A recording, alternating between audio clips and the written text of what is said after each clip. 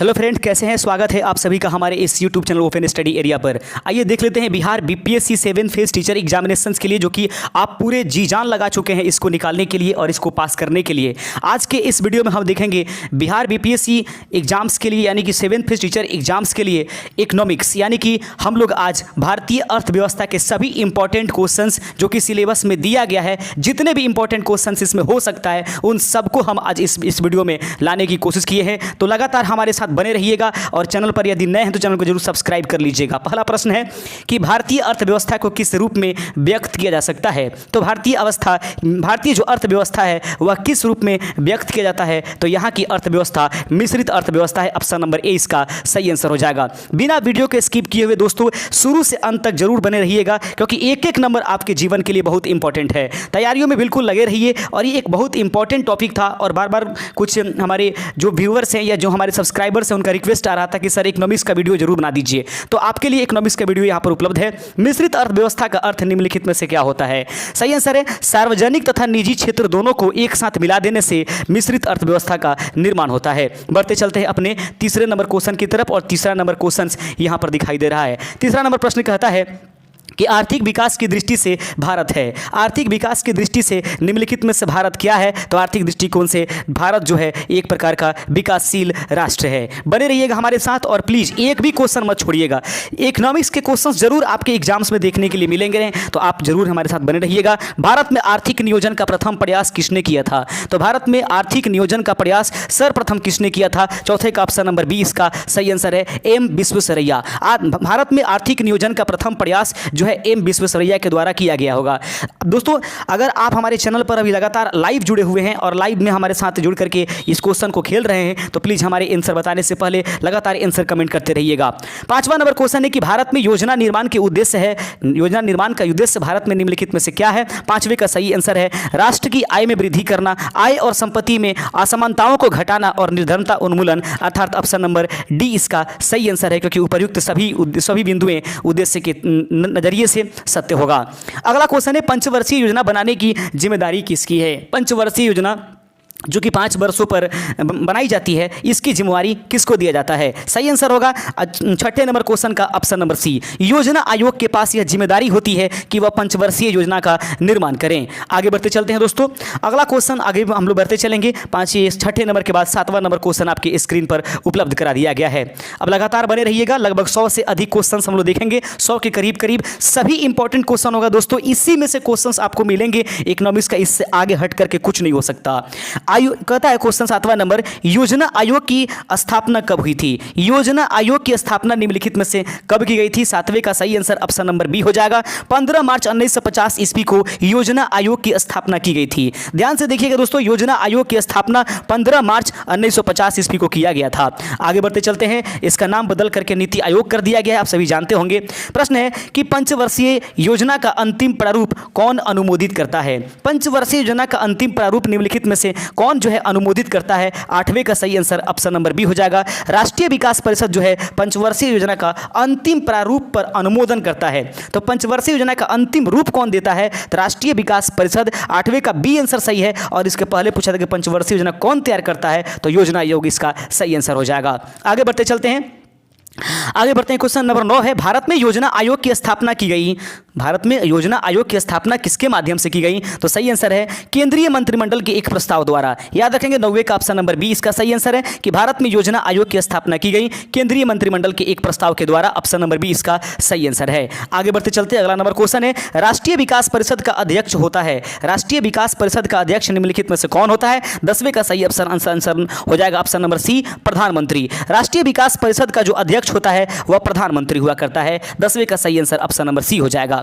11 number question है कि भारत में पहली पंचवर्षीय योजना कब शुरू की गई थी? भारत में पहली पंचवर्षीय योजना कब शुरू की गई थी? तो याद रखेंगे 11 का ऑप्शन नंबर ए हो जाएगा। 1 अप्रैल 1951 ईस्वी को भारत में पहली पंचवर्षीय योजना शुरू की गई थी, जो कि हेराल्ड समिति पर निर्भर करता था। आगे बढ़ते चलते हैं। 12वां नंबर क्वेश्चन आपके सामने है कि प्रथम पंचवर्षीय योजना का मुख्य बल किस क्षेत्र पर था? प्रश्न है कि प्रथम पंचवर्षीय योजना का प्रमुख या मुख्य बल किस क्षेत्र पर था? तो पंचवर्षीय योजना जो प्रथम लगाई गई थी, हेराल्ड कमेटी पर यह उपस्थित थी। इसका सही मतलब मायने में इसका प्रमुख जो टारगेट था वह था कृषि का विकास करना। आगे बढ़ते चलते हैं। 9वां नंबर क्वेश्चन है कि द्वितीय पंचवर्षीय योजना विकास के किस मॉडल पर आधारित था? सही आंसर था पीसी महालनोबिस। याद रखेंगे, पीसी महालनोबिस पर द्वितीय पंचवर्षीय योजना उपस्थित था और पहले पंचवर्षीय योजना के बारे में हम बता चुके हैं। राष्ट्रीय विकास परिषद का गठन कब किया गया था? राष्ट्रीय विकास परिषद का गठन कब किया गया था? 14 का ऑप्शन नंबर डी हो जाएगा, 1952 ईस्वी में। राष्ट्रीय विकास परिषद का गठन 1952 ईस्वी में किया गया था। 15वां नंबर क्वेश्चन है कि निम्न में से किस इस्पात कारखाने की स्थापना द्वितीय पंचवर्षीय योजना के दौरान किया गया था? निम्न में से कौन से इस्पात कारखाने की जो स्थापना है वह द्वितीय पंचवर्षीय योजना के तहत किया गया था? 15 का ऑप्शन नंबर डी हो जाएगा। ये सभी राउरकेला, भिलाई या फिर दुर्गापुर, याद रखेंगे इन सभी का जो है इस्पात कारखाने की स्थापना द्वितीय पंचवर्षीय योजना के तहत हुआ है। और याद रखेंगे द्वितीय पंचवर्षीय योजना उद्योग धंधे को विकास के से संबंधित था, जो कि आपको बताया पीसी महालनोबिस के कमेटी पर यह निर्भर करता था। भारत में योजना अवकाश था। भारत में योजना अवकाश निम्नलिखित में से कौन था? 16 का ऑप्शन नंबर बी हो जाएगा, 1966 के सूखे के बाद। प्रश्न है कि भारत में योजना अवकाश था 1966 में सूखे के बाद। 16 का ऑप्शन नंबर बी इसका सही आंसर हो जाएगा। 17 नंबर क्वेश्चन है गरीबी हटाओ तथा आत्मनिर्भरता की प्राप्ति किस योजना का मुख्य उद्योग निर्धारित किया गया था? आगे फिर से देख लेते हैं। गरीबी हटाओ तथा आत्मनिर्भरता की प्राप्ति किस योजना का मुख्य उद्योग निर्धारित किया गया था? 17 के बढ़ते चलते हैं इसके ऑप्शन के साथ। 17वें नंबर का ऑप्शन आपके सामने आपके स्क्रीन पर ये उपलब्ध करा दिया गया है। प्रश्न इसका ऑप्शन कहता है चौथी, पांचवी, सातवीं या इनमें से कोई नहीं। 17 का सही आंसर ऑप्शन नंबर बी हो जाएगा, 5वीं पंचवर्षीय योजना के तहत। आगे बढ़ते चलते 18 नंबर क्वेश्चन है 10वीं पंचवर्षीय योजना के अंतर्गत कितने प्रतिशत वार्षिक विकास दर निर्धारित किया गया था? 10वीं पंचवर्षीय योजना के अंतर्गत कितने प्रतिशत वार्षिक विकास दर निर्धारित किया गया था? 18 का सही आंसर ऑप्शन नंबर सी हो जाएगा, 8% यह निर्धारित किया गया था। अगला क्वेश्चन है कि 12वीं पंचवर्षीय योजना की अवधि क्या थी? 12वीं पंचवर्षीय योजना जो है कि अवधि क्या थी? तो 2012 से 17। इसके बाद कहा गया है कि यह पंचवर्षीय योजना जो है स्टॉप की जाएगी और इसको 3 वर्षीय योजनाओं में तब्दील की जाएगी। 19 का सही आंसर ऑप्शन नंबर सी हो जाएगा। आगे प्रश्न है 12वीं पंचवर्षीय योजना में कितने प्रतिशत वार्षिक वृद्धि दर निर्धारित करने का प्रस्ताव किया गया था? 12वीं पंचवर्षीय योजना में कितने प्रतिशत वार्षिक वृद्धि दर निर्धारित करने का प्रस्ताव किया गया? 20वें का सही आंसर ऑप्शन नंबर ए हो जाएगा, 8.2%। अगला क्वेश्चन है 21 नंबर राष्ट्रीय ग्रामीण रोजगार गारंटी योजना कब प्रारंभ की गई?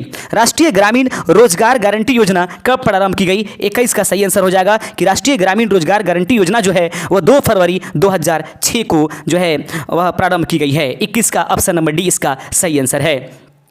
22 नंबर क्वेश्चन है प्रधानमंत्री जनधन योजना कब प्रारंभ की गई थी? मोस्ट इंपॉर्टेंट क्वेश्चन, प्रधानमंत्री जनधन योजना कब प्रारंभ की गई थी? 22वें का सही आंसर होगा ऑप्शन नंबर ए, अगस्त 2014 में। याद रखेंगे प्रधानमंत्री जनधन योजना कब प्रारंभ की गई थी? अगस्त 2014 में। सभी इंपॉर्टेंट क्वेश्चन है, एक क्वेश्चन को भी प्लीज मत छोड़िएगा। आयुष्मान भारत योजना किससे संबंधित है? आयुष्मान भारत योजना निम्नलिखित में से किससे संबंधित है? सही आंसर है स्वास्थ्य से ये संबंधित है। आयुष्मान भारत योजना जो है स्वास्थ्य से संबंधित है। बने रहिए हमारे साथ लगातार। प्रधानमंत्री फसल बीमा योजना कब लागू की गई? प्रधानमंत्री फसल बीमा योजना कब लागू की गई है? 24 का सही आंसर है ऑप्शन नंबर ए, जनवरी 2016 में। प्रधानमंत्री फसल बीमा योजना जनवरी 2016 में जो है स्थापित की गई है। 25 नंबर क्वेश्चन देख लेते हैं। स्वतंत्र भारत की प्रथम औद्योगिक नीति कब लागू की गई थी? स्वतंत्र भारत की प्रथम औद्योगिक नीति कब लागू की गई थी? 25 का सही आंसर है अप्रैल 1948 ईस्वी में। यानी कि स्वतंत्र भारत की प्रथम औद्योगिक नीति कब लागू की गई? अप्रैल 1948 इसका सही आंसर हो जाएगा। 26 नंबर क्वेश्चन है भारत में नई औद्योगिक नीति की घोषणा कब की गई थी? 26 नंबर क्वेश्चन को ध्यान से देख लीजिए। भारत में नई औद्योगिक नीति की घोषणा कब की गई थी? 26 का सही आंसर है जुलाई 1991 ईस्वी में। आगे बढ़ते चलते हैं। 27 नंबर क्वेश्चन देख लेते हैं। भारत में सबसे अधिक संगठित उद्योग निम्नलिखित में से कौन है? तो याद रखेंगे भारत में सबसे अधिक संगठित उद्योग निम्नलिखित में से कौन है? 27 का सही आंसर है ऑप्शन नंबर ए, वस्त्र उद्योग। यानी कि 27 नंबर का ए नंबर आंसर सही है कि भारत में सबसे अधिक संगठित उद्योग जो है वस्त्र उद्योग है। अगला क्वेश्चन है भारत में सूती वस्त्रों की राजधानी किसे कहा जाता है? भारत में सूती वस्त्रों की राजधानी निम्नलिखित में से किसको कहेंगे? सही आंसर है मुंबई, ऑप्शन नंबर बी, 28 का बी इसका सही आंसर हो जाएगा। उत्तर भारत का मैनचेस्टर कहा जाता है। उत्तर भारत का मैनचेस्टर निम्नलिखित में से किसे कहा जाता है? सही आंसर है कानपुर। उत्तर भारत का मैनचेस्टर कानपुर को कहा जाता है। 30 नंबर क्वेश्चन है पूर्व का बोस्टन किसे कहा जाता है? 30 नंबर क्वेश्चन है पूर्व का बोस्टन निम्नलिखित में से किसे कहा जाता है? सही आंसर है अहमदाबाद को कहा जाता है। पूर्व का बोस्टन अहमदाबाद को कहा जाता है। 30 का ऑप्शन नंबर बी हो जाएगा। आइए बढ़ते चलते अपने 31 नंबर क्वेश्चन की तरफ। ये रहेगा 31 नंबर क्वेश्चन आपके स्क्रीन पर। याद रखिएगा 31 नंबर क्वेश्चन को ध्यान से पढ़िए। कच्चे रेशम के उत्पादन में भारत का स्थान कौन सा है? कच्चे रेशम के उत्पादन में भारत का स्थान निम्नलिखित में से कौन सा है? 31 का सही आंसर ऑप्शन नंबर सी हो जाएगा, दूसरा स्थान है। अगला क्वेश्चन है, कच्चे रेशम के उत्पादन में विश्व में किस देश का स्थान प्रथम है? वह कौन? भारत तो दूसरे नंबर पर आता है, तो आखिर पहले नंबर पर कौन है? 32 का सही आंसर है चीन। कच्चे रेशम के उत्पादन में विश्व में सबसे प्रथम स्थान पर चीन है। 33 नंबर क्वेश्चन है कि भारत में सर्वाधिक रेशम का उत्पादन किस राज्य में होता है? 33 नंबर क्वेश्चन है, भारत में सर्वाधिक रेशम का उत्पादन किस राज्य में होता है? 33 का सही आंसर ऑप्शन नंबर बी हो जाएगा, कर्नाटक में होता है। आगे बढ़ते चलते हैं 34 नंबर। दोस्तों यदि किसी भी कारणवश अगर बाई मिस्टेक कुछ क्वेश्चन गलत अगर हो जाते हैं तो आप जरूर हमें मेंशन कर दीजिएगा। अच्छा लगता है कि आप बिल्कुल गौर से पढ़ते हैं और उसके बाद हमें कमेंट करके बताते हैं कि सर यहाँ पर गलती हो गई है।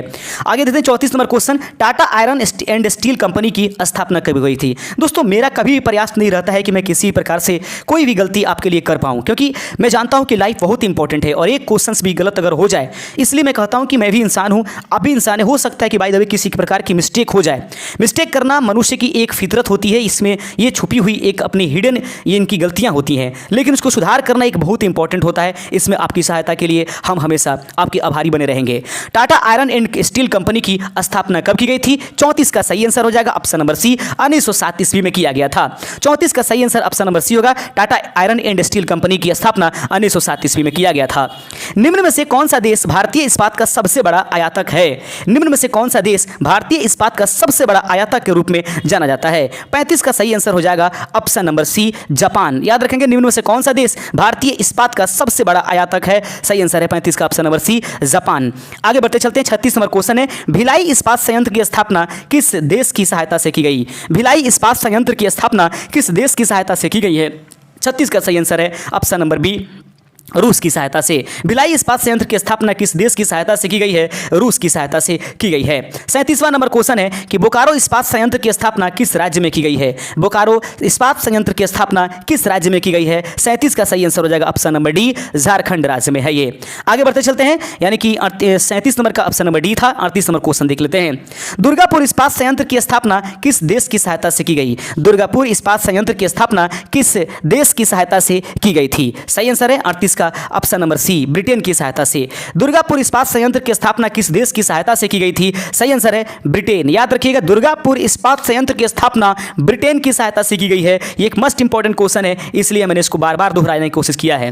भारत में पहली कागज मिल की स्थापना कब की गई थी? 39 नंबर क्वेश्चन है, भारत में पहली कागज मिल की स्थापना कब की गई थी? सही आंसर है वर्ष 1881 ईस्वी में।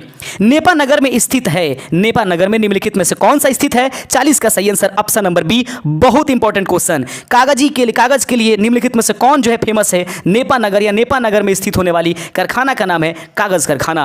41 नंबर क्वेश्चन आपके सामने है। प्रश्न कहता है कि भारत में रासायनिक खाद का प्रथम कारखाना किस राज्य में स्थापित की गई? भारत में रासायनिक खाद का प्रथम कारखाना किस राज्य में स्थापित की गई? 41 का ऑप्शन नंबर डी, तमिलनाडु में स्थापित किया गया था। 42 नंबर क्वेश्चन है कि निम्नलिखित में से केंद्र सरकार द्वारा लगाए जाने वाले कर निम्नलिखित में से कौन है? निम्नलिखित में से केंद्र सरकार द्वारा लगाए जाने वाला कर है 42 का सही आंसर ऑप्शन नंबर डी, यानी कि सीमा शुल्क, आयकर या निगम कर। ये सभी के सभी कर जो है दोस्तों वह केंद्र सरकार के द्वारा लगाया जाता है। एक बार और देख लीजिए, सीमा शुल्क, आयकर और निगम कर ये तीनों के तीनों केंद्र सरकार के द्वारा लगाए जाते हैं। 42 का ऑप्शन नंबर डी इसका सही आंसर हो जाएगा। 43 नंबर क्वेश्चन है कि निम्नलिखित में से अप्रत्यक्ष कर निम्नलिखित में से कौन सा है? निम्नलिखित में से अप्रत्यक्ष कर कौन है? 43 का सही आंसर हो जाएगा ऑप्शन नंबर डी, यानी कि उत्पाद शुल्क, सीमा शुल्क और तट कर। याद रखेंगे उत्पाद शुल्क, सीमा शुल्क या तट कर ये सभी के सभी अप्रत्यक्ष कर हैं। आगे बढ़ते चलते हैं 44वें नंबर क्वेश्चन की तरफ, जल्दी से जल्दी भागने की कोशिश करते हैं। आगे 44वें नंबर क्वेश्चन आपके स्क्रीन पर, प्रश्न को ध्यान से देखिएगा। निम्नलिखित प्रत्यक्ष करों में से किस कर से सरकार को अधिकतम आय की प्राप्ति होती है? निम्नलिखित प्रत्यक्ष करों में से किस कर से सरकार को अधिक से अधिक आय प्राप्त होती है? 44 का सही आंसर ऑप्शन नंबर ए हो जाएगा, निगम कर से। याद रखेंगे निगम कर के माध्यम से सरकार को जो है अधिकतम आय की प्राप्ति होती है। 44 का ऑप्शन नंबर ए इसका सही हो जाएगा। आगे है, निम्न में से कौन सा एक राज्य सरकार का अप्रत्यक्ष कर है? निम्न में से कौन सा एक राज्य सरकार का अप्रत्यक्ष कर है? 45 का ऑप्शन नंबर डी, व्यापार कर जो है वो राज्य सरकार का एक अप्रत्यक्ष कर है। 45 का ऑप्शन नंबर डी हो जाएगा। अगला क्वेश्चन है, भारत में वस्तु एवं सेवा कर जीएसटी कब लागू किया गया? बहुत इंपॉर्टेंट क्वेश्चन, याद रखेंगे। भारत में वस्तु एवं सेवा कर जीएसटी कब लागू किया गया है? 46 का सही आंसर ऑप्शन नंबर ए हो जाएगा, जुलाई 2017 में। भारत में वस्तु एवं सेवा कर जीएसटी कब लागू किया गया? जुलाई 2017 में यह लागू किया गया है। 46 का ऑप्शन नंबर ए इसका सही आंसर हो जाएगा।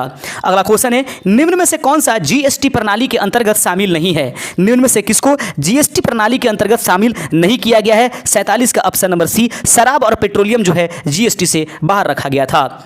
आगे देखते चलते हैं, वस्तु एवं सेवा कर जीएसटी के अंतर्गत सर्वाधिक कर की दर कौन सी है? सबसे अधिक कर जीएसटी के अंतर्गत कौन सी है? निम्नलिखित में से 48 का सही आंसर ऑप्शन नंबर डी, 28% जो है वह वस्तु एवं सेवा कर जीएसटी के अंतर्गत आने वाली सबसे अधिकतम कर की प्रतिशत मात्रा है।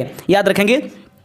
49 नंबर क्वेश्चन आपके सामने है कि भारतीयों द्वारा सीमित देयताओं वाला संचालित पहला बैंक कौन सा है? प्रश्न को ध्यान से देखिएगा। भारतीयों द्वारा सीमित देयताओं द्वारा संचालित जो पहला बैंक है, यानी कि देयताओं के द्वारा कौन सा भारतीय समिति जो है संचालित करने वाली पहली बैंक थी? 49 का सही आंसर आ जाएगा option number A, Awadh commercial bank. Option number A इसका सही आंसर है। अगला क्वेश्चन है, प्रश्न को ध्यान से देखिएगा। प्रश्न कहता है कि भारत में पहला व्यापारिक बैंक स्थापित होने वाला बैंक था। भारत में पहला व्यापारिक बैंक स्थापित होने वाला बैंक निम्नलिखित में से कौन था? सही आंसर है option number B, general bank of India. याद रखेंगे, भारत में पहला व्यापारिक बैंक स्थापित होने वाला बैंक निम्नलिखित में से कौन था? General bank of India. 50 का ऑप्शन नंबर बी हो जाएगा, बिल्कुल सही है, जनरल बैंक ऑफ इंडिया। याद रखेंगे। आगे क्वेश्चन है 51 नंबर क्वेश्चन। प्रश्न है कि पूर्ण रूप से पहला संचालित बैंक कौन था? पूर्ण रूप से पहला संचालित बैंक निम्नलिखित में से कौन था? सही आंसर है option number C, Punjab national bank जो है वह पूर्ण रूप से संचालित होने वाली प्रथम बैंक थी। आगे बढ़ते चलते हैं। 52 नंबर क्वेश्चन, भारत का केंद्रीय बैंक है। भारत का केंद्रीय बैंक निम्नलिखित में से कौन सा है? तो भारत का केंद्रीय bank reserve bank of India है, यानी कि आरबीआई। 52 का ऑप्शन नंबर डी इसका सही आंसर हो जाएगा। 53 नंबर क्वेश्चन है कि भारतीय रिजर्व बैंक की स्थापना कब की गई थी? बहुत इंपॉर्टेंट क्वेश्चन, याद रखिएगा। भारतीय रिजर्व बैंक की स्थापना कब की गई थी? 53 का सही आंसर ऑप्शन नंबर बी हो जाएगा, 1 अप्रैल 1935 को। इसको एकदम जैसे भी हो, वीडियो में मैं पूरे इकोनॉमिक्स से 100 क्वेश्चन को लेकर के आया हूं। बिहार स्पेशल के वीडियो में मैंने 200 क्वेश्चन लाया है, और इसी तरीके से पॉलिटी की क्वेश्चंस जो है कल हमने उपस्थित कराया था, उसमें 110 के करीब क्वेश्चंस है। याद रखिए, कितना हो कुछ भी पढ़ लीजिए, क्वेश्चन इसी में से घुमा फिरा करके रहेगा। आप एग्जाम में बैठिएगा, सब कुछ पता चल जाएगा। भारतीय रिजर्व बैंक की स्थापना कब की गई थी? 1 अप्रैल 1935 ईस्वी को। अगला क्वेश्चन आपके सामने है। प्रश्न कहता है कि निम्नलिखित में से किस बैंक में कोई व्यक्ति अपना खाता नहीं खोल सकता है? तो निम्नलिखित में से वह कौन सा बैंक है जिसमें कोई व्यक्ति अपना खाता नहीं खोल सकता है, यानी कि वो आम इंसानों के लिए उपस्थित नहीं कराया गया है? 54 का ऑप्शन नंबर सी हो जाएगा, भारतीय रिजर्व बैंक में किसी आम व्यक्ति की या फिर किसी व्यक्ति की अपना खाता पर्सनली नहीं खोली जा सकती है। यह बैंकों का बैंक कहलाता है, और यही वो बैंक है जिसके पास नोट छापने की जो है शक्ति प्राप्त है। उम्मीद करते हैं दोस्तों कि सभी बिंदु आपको समझ में आ रही होंगी। आगे बढ़ते चलते हैं। 57 नंबर क्वेश्चन हो गए हैं, उसके बाद 54 नंबर क्वेश्चन हो जाएगा। 55 नंबर क्वेश्चन पर ध्यान देते हैं।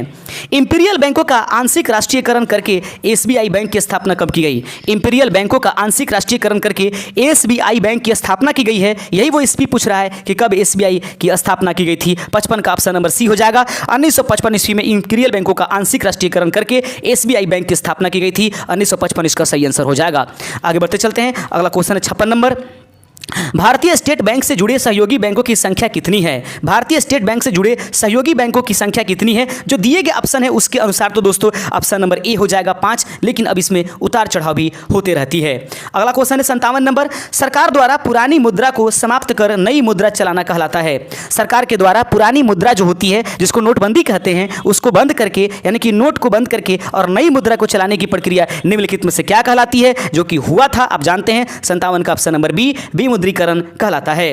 आगे बढ़ते चलते हैं। 58 नंबर क्वेश्चन है, नरसिंहम समिति संबंधित है। नरसिंहम समिति किससे संबंधित है? 58 का ऑप्शन नंबर सी हो जाएगा, बीमा सुधारों से। नरसिंह समिति संबंधित है बीमा सुधारों से।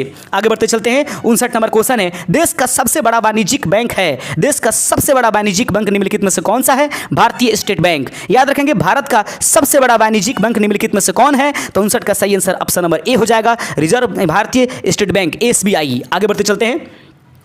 भारतीय जीवन बीमा निगम की स्थापना किस वर्ष की गई थी? लगातार आप आंसर कमेंट करते रहिए, कमेंट को रोकिए नहीं, लगातार बने रहिए। भारतीय जीवन बीमा निगम की स्थापना किस वर्ष की गई थी? 60वें का सही आंसर ऑप्शन नंबर सी हो जाएगा, 1956 ईस्वी में की गई थी। भारतीय रिजर्व बीमा बैंक निगम की स्थापना किस वर्ष की गई थी? 1956 में, ऑप्शन नंबर सी इसका सही आंसर हो जाएगा। आगे बढ़ते चलते हैं, अगला नंबर क्वेश्चन होगा, आर.एन. मल्होत्रा समिति का संबंध था। आर.एन. मल्होत्रा समिति का संबंध निम्नलिखित में से कौन किससे था? 61 का ऑप्शन नंबर बी, बीमा क्षेत्र से यह संबंधित था। आगे बढ़ते चलते हैं, अगला क्वेश्चन है कि भारत में बीमा कंपनियों को विनियमित करने वाला प्राधिकरण है। भारत में बीमा कंपनियों को विनियमित करने वाला प्राधिकरण निम्नलिखित में से कौन सा है? 62 का ऑप्शन नंबर बी हो जाएगा, बीमा नियामक एवं विकास प्राधिकरण। आगे बढ़ते चलते हैं, 63 नंबर क्वेश्चन है, भारतीय औद्योगिक विकास निगम आईडीबीआई की स्थापना कब की गई थी? भारतीय औद्योगिक विकास निगम की स्थापना कब की गई थी? 63 का सही आंसर हो जाएगा, ऑप्शन नंबर सी, 1964 ईस्वी में किया गया था। अगला क्वेश्चन है 64 नंबर, भारतीय आयात निर्यात बैंक की स्थापना कब की गई थी? भारतीय आयात निर्यात बैंक की स्थापना कब की गई थी? 64 का ऑप्शन नंबर ए हो जाएगा, 1982 ईस्वी में। आगे क्वेश्चन है 65 नंबर, प्रश्न नंबर क्वेश्चन कहता है, भारतीय लघु उद्योग विकास बैंक का मुख्यालय कहाँ स्थित है? भारतीय लघु उद्योग विकास बैंक का मुख्यालय कहाँ स्थित है? 65 का सही आंसर ऑप्शन नंबर बी हो जाएगा, लखनऊ में यह उपस्थित है। अगला क्वेश्चन है 66 नंबर, निम्न में से कौन सा एक कृषि वित्त के लिए शीर्ष संस्था है? निम्न में से कौन सा एक कृषि वित्त के लिए शीर्ष संस्था के रूप में जानी जाती है? 66 का सही आंसर हो जाएगा, ऑप्शन नंबर बी, राष्ट्रीय कृषि एवं ग्रामीण विकास बैंक। याद रखेंगे, कृषि वित्त के लिए सबसे शीर्ष स्थान पर आने वाली संस्था जो है राष्ट्रीय कृषि एवं ग्रामीण विकास बैंक होता है। आइए बढ़ते चलते हैं 66 के बाद अपने 67वें नंबर क्वेश्चन की तरफ। ये रहेगा 67वें नंबर क्वेश्चन, देखिएगा ध्यान से।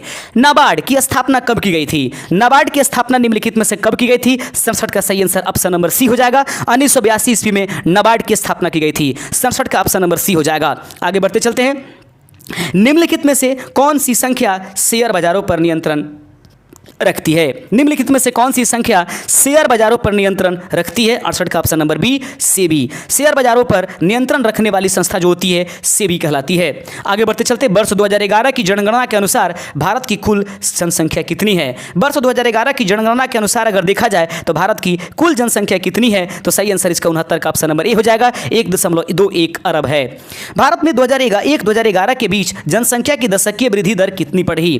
भारत में 2001 से 2011 ईस्वी के बीच जनसंख्या की दशकीय वृद्धि दर कितनी रही है? 70 का सही आंसर है ऑप्शन नंबर सी, 17.7%। आगे बढ़ते चलिएगा, वर्ष 2011 की जनगणना के अनुसार भारत में 1000 स्त्रियों पर पुरुषों की संख्या निम्नलिखित में से कितनी है? तो वर्ष 2011 की जनगणना के अनुसार भारत में 1000 स्त्रियों पर पुरुषों की संख्या निम्नलिखित में से कितनी है? 943 यहाँ पर महिलाएं हैं 1000 पुरुषों पर।